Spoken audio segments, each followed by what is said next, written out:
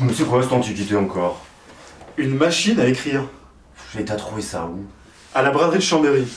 Quand je l'ai vue, je suis retombé en enfance. À 11 ans, je voulais devenir écrivain. Mais tu comptes en faire quoi? Ben, comme ça fait un moment qu'on est en coloc, j'avais envie de raconter notre expérience. Non mais franchement, tu ferais mieux d'utiliser un ordi, ça irait plus vite. Hein.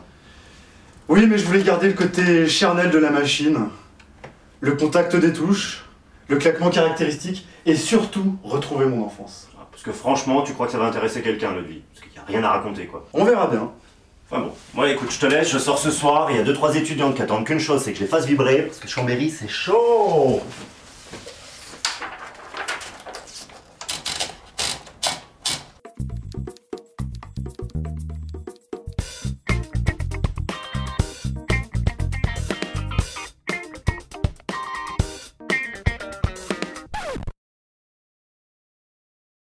Comme tu le sais peut-être, cher lecteur, la vie en colocation, ça commence souvent par une expérience fondatrice. La nôtre, ça a été notre crémaillère. Ou plutôt les souvenirs qui nous en restaient. Ou ceux qu'on voulait bien raconter. Oh, j'ai un putain de mal de crâne ce matin. Il y a de l'aspirine dans la salle de bain si tu veux. Oh non, pas la force. Ok, j'ai compris. Moi, tu vois, c'est ce que j'appelle une putain de bonne soirée. Je me rappelle de rien, c'est le blackout total. Quoi? Ah ouais? Si je me rappelle de rien, c'est que ça devait vraiment être d'anthologie comme soirée. Quelqu'un a déjà vu le film West Beyrouth? Enfin, je sais pas pourquoi je pense à ça. C'est normal qu'il y ait un mec dans votre salon là? Ouais, juste sous la table. C'est qui ce gars? Quelqu'un le connaît? Attendez, je me souviens de lui avoir parlé hier soir. On a une époque où les hommes sont de plus en plus dominés par les femmes. Pendant des siècles, des millénaires même. Le boss, c'était le mec. La domination masculine était érigée au rang de domination naturelle par les institutions et la religion. Et il n'y avait pas de contestation. Les femmes étaient à la maison, elles obéissaient à leur mari. Le chef, c'était le gars. On a complètement merdé. On peut pas dire qu'il avait grand chose à raconter. Hein. Je me souviens même pas comment il s'appelle. Mais arrête, t'as même pas dû lui laisser en placer une. Moi, je me souviens très bien de ta conversation avec lui. Malheureusement. Pendant tous ces siècles, le seul moyen qu'elles avaient d'être traitées d'égal à égal, c'était de nous faire croire au grand amour. C'était l'unique moyen de se débarrasser du formatage social. Les mecs y croyaient pas bien sûr, ils voulaient du cul, c'est tout. Alors ils faisaient semblant. Bouquet de fleurs, poèmes, il y a même eu l'amour courtois, les tournois de chevaliers et toutes ces conneries. Mais quand le mec rentrait à la maison, poème ou pas, fallait passer à la casserole. Et oui.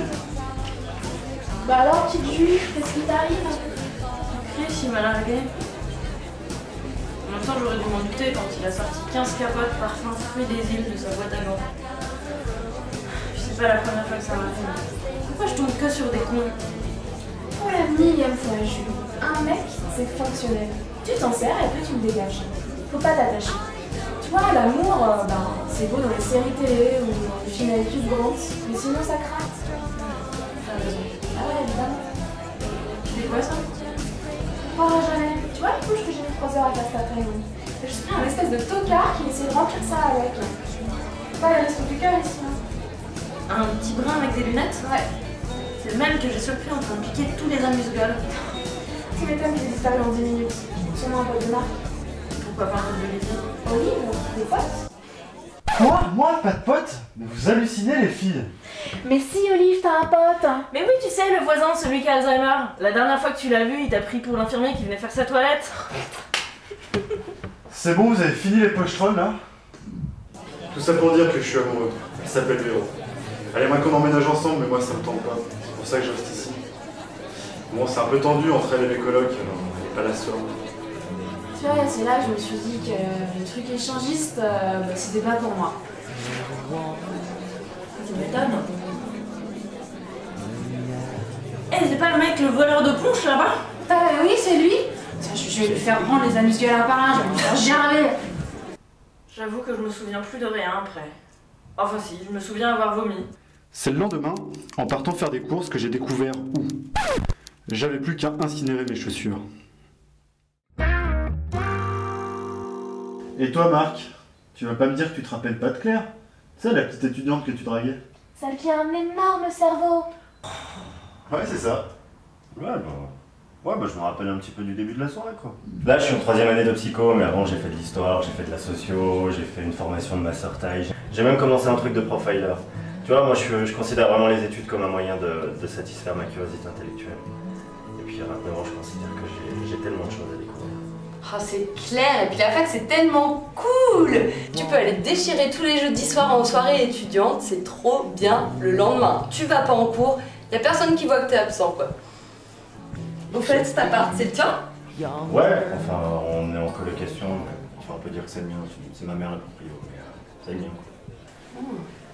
Dis donc, je voulais dire que j'adorais ta vision du monde. Je trouve que t'es vraiment une fille hors du commun. Viens, je vais te montrer ma collection de papillons mexicains dans ma chambre.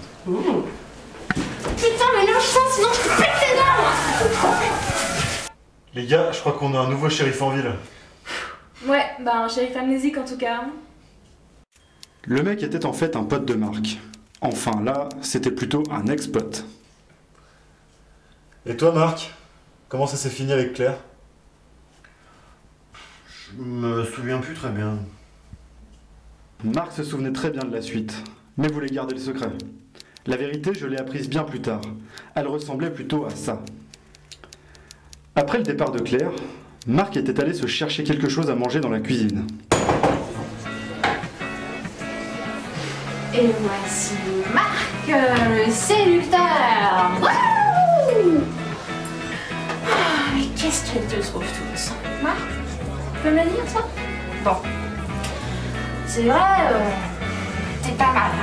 T'es même plutôt mignonne. Il faut que tu prennes des vraies femmes, tu vois? T'arrêtes de me chercher au jardin d'enfants.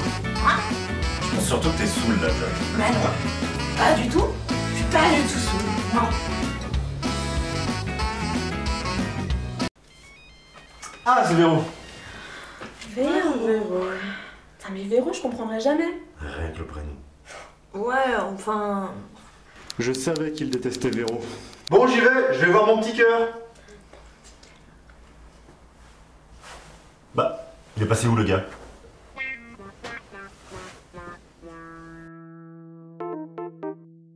Une question sans réponse, pour l'instant.